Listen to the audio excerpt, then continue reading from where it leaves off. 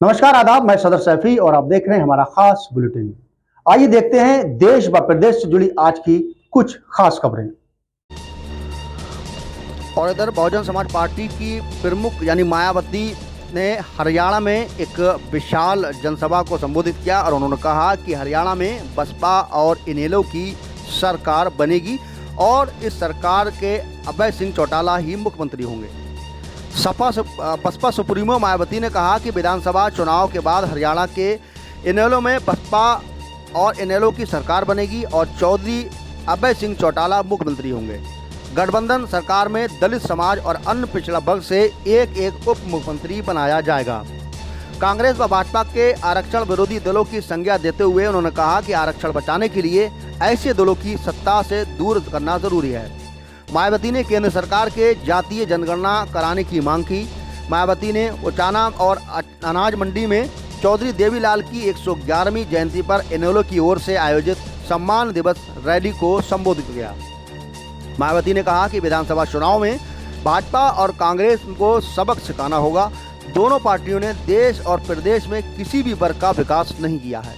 उन्होंने फूट डालो राज करो की नीति के तहत सरकार चलाई है। कांग्रेस नेता राहुल गांधी तो विदेशों में जाकर भारत में आरक्षण खत्म करने की बात करते हैं। उनके उल्टा देश में जहां चुनाव आते हैं वहां कहते हैं कि आरक्षण के पक्ष में हैं। हम तो गिरगिट की तरह रंग बदलते हैं। कांग्रेस देश में दोहरी नीति अपना रही है।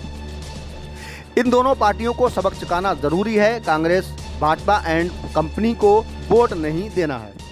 उन्होंने कहा कि केंद्र में रही भाजपा सरकार ने किसानों के खिलाफ 3 काले कानूनों को लेकर भी कानून पारित किया है। उन्होंने असहाय दलितों और मजदूरों को व्यापारियों का विकास नहीं किया है। रैली में बसपा के राष्ट्रीय संयोजक आकाश आनंद, बसपा हरियाणा पंजाब के प्रभारी रणधीर बेनीवाल और इनेलो के प्रदेश अध्यक्ष रामपाल माजरा, बसपा के प्रदेश अध्यक्ष धर्मपाल ढीगला आदि ने संबोधित किया। वहीं 90 वर्षीय इनेलो सुप्रीमो ओम प्रकाश चौटाला ने कहा कि जितने भी लोग सभा स्थल में हैं उनसे कहीं अधिक सड़कों पर बाहर भीड़ है, जिनको संघर्ष धरती बताते हुए उन्होंने कहा कि चौधरी देवीलाल को अपनी राजनीतिक शक्ति की धरा पर सबसे अधिक मिली है। देश की अर्थव्यवस्था कृषि पर आधारित है। किसान खुशहाल है तो देश मालामाल है और किसान कंगाल है तो देश का बुरा हाल है। आज किसानों को उनकी फसलों का निर्धारित मूल्य नहीं मिल पा रहा है।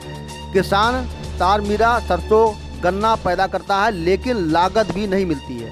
चीनी के दाम पर रोज लोग लुटते नजर आ रहे हैं। डीजल व पेट्रोल के दामों पर किसान लगातार इजाफा हो रहा है। किसान जिस तरह से ट्रैक्टर चलाता है उसमें डालने वाले डीजल के दाम हर रोज बढ़ा जा रहे हैं। जिस तरह तेल के जहाज चलता है उसी तरह से दाम में मंदा आता है। दरअसल ये पूंजीपतियों की सरकारें हैं। उन्होंने कहा कि कांग्रेस दलितों का लगातार अपमान कर रही है। इनेलो के राष्ट्रीय प्रधान महासचिव अभय सिंह चौटाला ने कहा कि चौधरी देवीलाल ने भी यही अपना राजनीतिक संघर्ष शुरू किया था और किसान कमेरे के हित में कदम उठाए थे। अभय सिंह चौटाला ने कहा कि भाजपा के शासनकाल में महंगाई और बेरोजगारी बढ़ रही है। इस वजह से नशा भी बढ़ रहा है। कानून व्यवस्था चौपट होकर रह गई है। किसानों ने 13 माह तक आंदोलन किया और 750 से अधिक किसान जो है शहीद भी हो गए, लेकिन अब तक किसानों की उन समस्याओं का समाधान नहीं हो पाया। वहीं कांग्रेस ने 300 यूनिट मुफ्त बिजली, 6000 पेंशन और 100 गज के प्लाट गारंटियों को अभय चौटाला ने लॉलीपॉप बताते हुए कहा कि बसपा इनेलो की सरकार बनने पर पहली कलम से ही सभी वादे पूरे करेंगे। गठबंधन सरकार बनने पर 7500 रुपये पेंशन, महिलाओं को मुफ्त गैस सिलेंडर देंगे। हर महिला के पति को 1100 रुपये रसोई खर्च भी दिया जाएगा। हेलो, हाँ हेलो, मौसम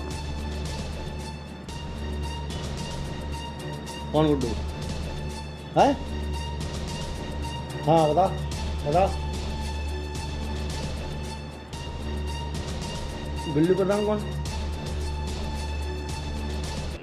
क्या हो गया?